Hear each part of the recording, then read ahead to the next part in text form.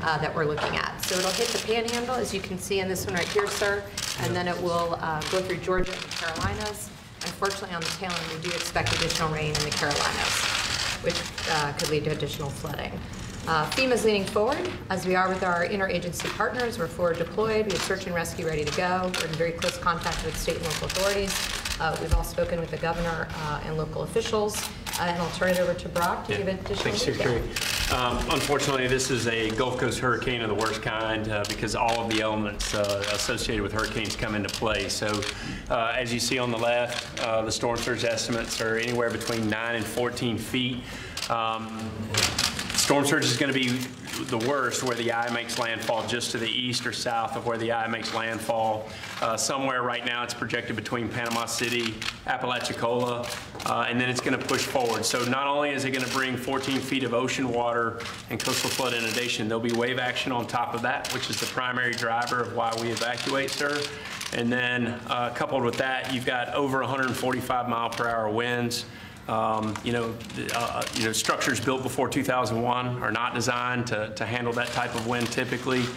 And it's going to unfortunately push through the state. So we're asking citizens in Southwest Georgia, Central Georgia to be vigilant and make sure that they understand what's about to come, because this area is going to see a Cat 1, Cat 2 storm as it moves inland. And with the vegetation there, what we're anticipating is a lot of downed trees impacting the power grid. And here again, we're going to see a lot of devastation along the coast structurally, and then as it moves in, you're going to see power outages throughout the state. And then unfortunately, you're going to see rainfall into South Carolina and North Carolina. The Cape Fear was projected to start receding from Hurricane Florence 2 days ago, and this will basically exacerbate the problem and add to it a little bit to where it's going to keep those waters from receding a little bit as it exits the state by Friday. So they're reporting that this is one of the most powerful hurricanes ever to hit our country. Is that actually a fact?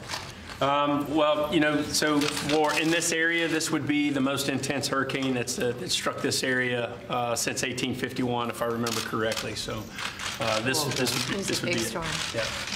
Intense, very intense. But and this one is going to be heavy rain, or is it going to be the winds that are going to be the problem? Storm surge and winds. And then for Georgia, they're going to see high inland winds. So you may see sustained Category 1, Category 2 winds with higher gusts that are associated. So we're expecting a lot of damage inland as well. But we have leaned forward with Governor Scott and his staff and Director Westmall down in Florida. They've been leaning forward as well. And, right now there's no identified shortfalls when it comes to pre-positioning. So we have teams, equipment, personnel, not only with and embedded with state of Florida staff and some of the local county emergency managers, but we have equipment and teams staged in Maxwell to Atlanta to Orlando, ready to move in once the elements subside and push through, and then we can move in and attack. And we're working really closely with the private sector. So we have about 14 states, different utilities from 14 states are already ready to help with any energy outages. Electric companies are from all over the country, actually. They're all lined up. As soon as it goes by, they're going to be working. And we've got food supplies, food chains. We're working with all of the states. And let me ask you, this started out very innocently a week ago. This was a small storm in an area they never thought this, and it grew into a monster. Right. So the first initial indications from the National Hurricane Center started coming in around Saturday. And they picked it up and started raising the flag that, hey, this system's going to go from a wave to a depression and could potentially rapidly intensify. And unfortunately, that's typical of the Gulf Coast. And when they do this, citizens have less time to prepare or heed the warnings. We are concerned that many citizens chose not to heed those warnings, but we're prepared with search and rescue teams to try to go in and do what we can.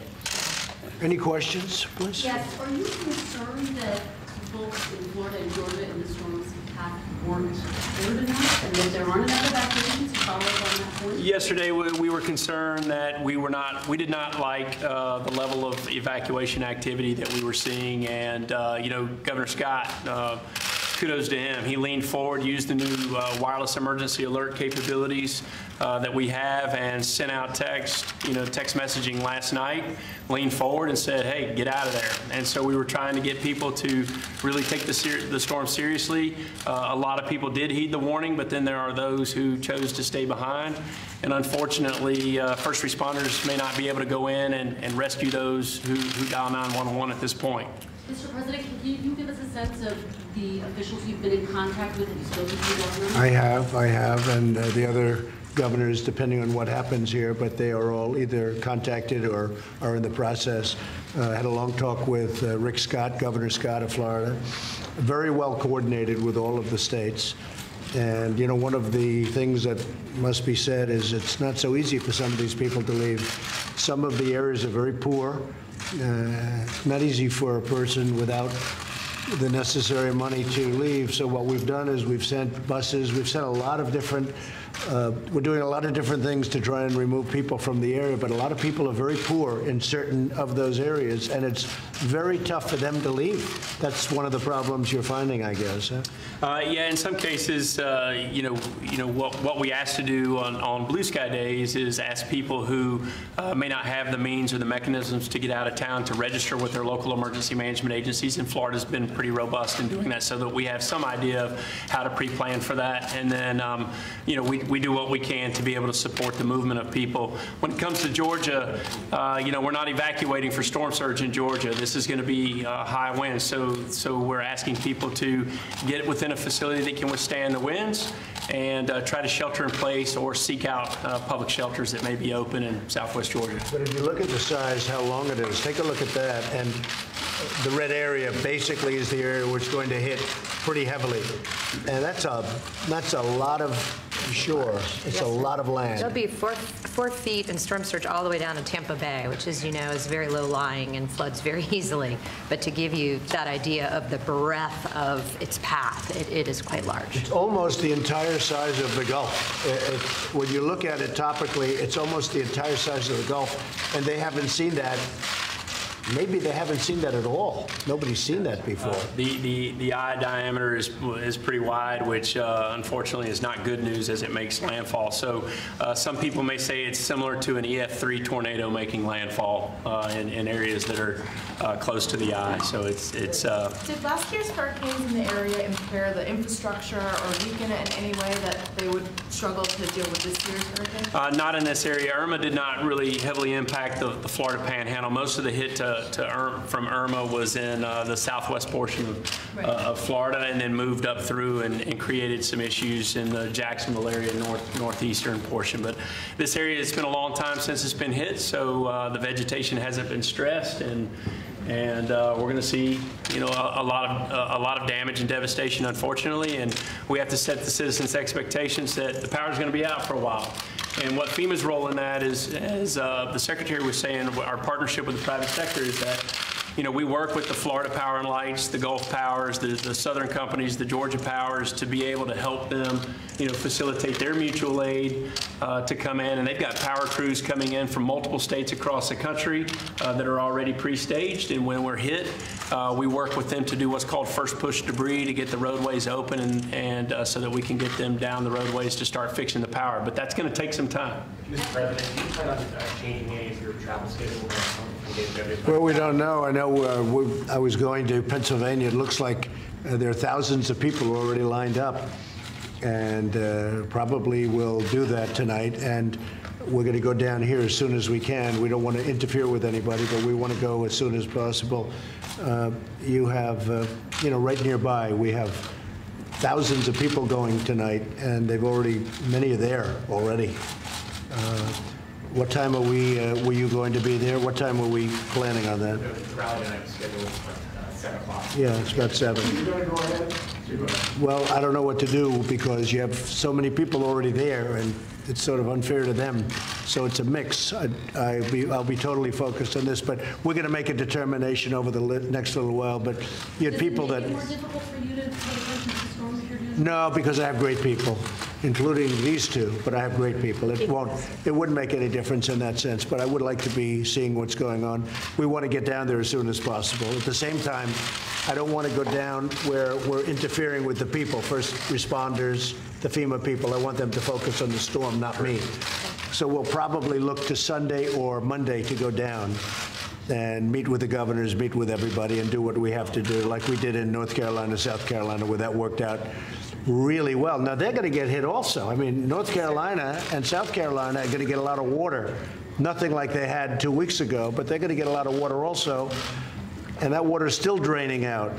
So this is a pretty big problem. I really worry a little bit about South Carolina and North Carolina from the standpoint they're already saturated, and they're going to get a reasonable hit, right? Right, yeah, they will. So you're going to see as much as possibly 8 inches in isolated areas through South Carolina and North Carolina. And as I said, it's all about the rivers being able to process the water from Florence, and some of them haven't had the time to do that, so this doesn't help. President Trump, should Saudi Arabia release the journalist Raif Badawi? I will have to take a look at it exactly. When you say release the journalist, who are you talking They about? have imprisoned a journalist named Raif Badawi, and they That I'd have to look into. I'm not familiar with Can I that. ask you about Jamal Khashoggi? Yes. Are you concerned that he's dead, and do you hold the Saudi government? I would be certainly concerned, and in fact, we have a call-in to his wife. His wife wrote us a letter and addressed it to my wife and myself, and we're in contact with her now, and we want to bring her to the White House. It's a very sad situation. It's a very bad situation, and we want to get to the bottom of it. Do you think he's dead, Mr. I don't want to say that. I hope he's not. I hope he's Hold not. the Saudi government responsible? Well, I have to find out who did it, but people saw him go in, but they didn't see him come out, as they understand it, and we're going to take a very serious look at it. It's a terrible thing. Have you spoken to the Saudis? I'd rather not say, but the answer is yes. Can you give us a sense of when his wife, fiance might be coming? I would say fairly quickly. They're in touch. You may just speak to the First Lady's folks because they're in touch, and she'll be most likely coming to the White House. We'll work on it together. It's a terrible Lindsey thing. Graham says there will be help to pay if the Saudis are in fact responsible. Can you share that view? Well, and Lindsey can speak for himself, but this is a bad situation. We cannot let this happen. To reporters, to anybody, we can't let this happen. And we're going to get to the bottom of it, okay? Mr. President, But you may want to speak to the First Lady's office about the. I'd rather not say, but at a very high level, the highest level. Let me say this: it's the highest level. Okay. Yeah, you mentioned that you talked to more than King once. You had mentioned that you spoke to King Salman, so, I mean. Well, I do anyway, and I've always found him to be a fine man. We've had a very good relationship. I'm not happy about this. We have to see what happens. You know, we have to see what happens. Nobody knows what happened yet. They don't know over there, but it's a very serious situation, and it's something we're taking very seriously. Okay? Mr. President, several countries like India and China are planning to buy oil from Iran even after the November 4th. What is the message to those? We'll take care of that. We'll take care of that. Yeah. There's a report out of Seoul today that the South Korean government is considering lifting some sanctions against the South Korean government is considering. Well, they won't do it without our approval. They do nothing without our approval. Have they been in contact? Yes, they do nothing without our approval. President Trump, Any do you intend post- to release more people like Alice Johnson? We'll talk to you about that later. Any closer to picking a replacement? And for- by the way, when we get Alice Johnson, such a great person, or such a great case, I'd like to find a lot of people like Alice Johnson, and there are a lot of people that are in a situation like that, and we are actively looking for those situations. She's a terrific woman. I've been watching her a lot, and what a great spokesman she is for that situation, and that's covering a lot of people.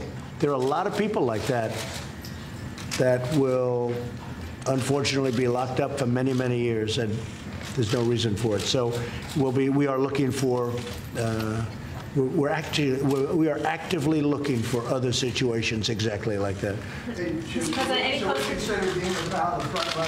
No, but she's somebody we're talking to. We like Dina. Dina did great here. She then went back into the private sector for a while, but she always wanted to come back. She loves this administration. So we're certainly looking at Dina, and we're looking at others. There's some tremendously talented people. Nikki's going to be here till the end of the year. Nikki's our friend. She's been great. I want whoever it is to spend some time with Nikki before Nikki goes out and gets herself a job, and hopefully she's going to make a lot of money. And I think Nikki will come back in some form too. But she's an extraordinary person, good person, and but we're looking at many people. Many people want that job. Mr. President, any concern about the fact that she announced her departure before the midterms? But no, there's no good time. I mean, there really is no good time. She told me about this a long time ago, and frankly, it's almost 4 weeks, so it's not that bad. No, I don't think so at all. I thought it was very elegantly done. If she waited till after, then they'd say, oh, if we win, they'd say, why is she doing it? And if we lose, they'd say, oh, well, that's obvious why she's doing it. Okay, so there's really no good time to do it. But she and I had spoken at least 6 months ago, maybe even a year ago we had conversations. She wanted to be here about 2 years. And I think the point really was last week at the United Nations. She wanted to get through that and then go probably into the private sector for a while. And I'm sure she's going to come back into government because she's a terrific person. What's the vetting process like, Mr. President? What are you looking for? Very strong vetting, but some of the people we already have vetted. Some of the people are with us. We're looking at people that are already with us. And we have some incredible talent in this administration. We have some great, great talent, and they've already been vetted. They're already approved. Any other questions on this? One more question. Last week, India signed an agreement with Russia to purchase S-400 missiles. Yeah, I know they did. $5.4 billion. Yeah. Would CAATSA sanctions apply to India, or are you planning to India's going to find out, aren't they? Are you planning to give them a waiver? India will find out. When? You'll see. Sooner than you think. I do have another question on this. Yeah. You talked a lot about the size and the scope of it. Can you help us understand just how big it's going to be? Florence, was it a historic storm? Is it going to be bigger than Florence? How should we think about the size and the scope? Oh, for this area, the Florida Panhandle, it's going to be historic. I mean, this is the worst hit that they've had in recent history. This is an ABC News special report. Hurricane Michael. Now reporting, George Stephanopoulos. Good day. We are coming on the air right now because Hurricane Michael is taking direct aim at Florida. Here is what we know right now. This storm is a monster. Category 4 with winds of 150 miles an hour. The center of the storm is about 35 miles southwest of Mexico Beach, Florida. The eye wall coming ashore right now between Panama City and Apalachicola. Extreme wind warnings are in effect for low